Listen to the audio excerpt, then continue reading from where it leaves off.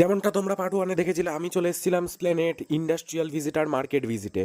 আর যারা part one দেখোনি তারা পার্ট ওয়ান দেখে আসো। তারপর হেঁটে হেঁটে চলে গেছিলাম নিউ মার্কেট থেকে ডেকার্স লেন জয় মাতারা হোটেলে অরুণদার দোকানে।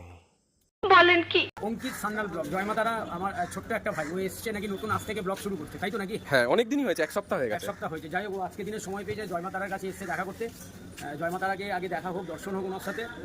আর আমি তোমার বিষয়ে একটুখানি কথা বলি। তুমি যেহেতু এই 7 দিন 8 দিন বা 10 দিন শুরু করেছো, নতুন পথে হাঁটছো, তো একটু চলে এসো। নতুন পথে হাঁটছো, মাকে জানাই, তারা আমাকে জানাই, তোমার কাজ যেন অবশ্যই অবশ্যই অবশ্যই সেটা পূর্ণ হয়, কিছুটা অংশ তুমিও পেতে পারো, অবশ্যই পেতে পারো। খুব ভালো। একদম জয়মাতারা, জয় মাতারা। জয়মাতারা, জয়মাতারা। নিয়ে নিয়েছিলাম পনির বাটার মশলার কুলচা।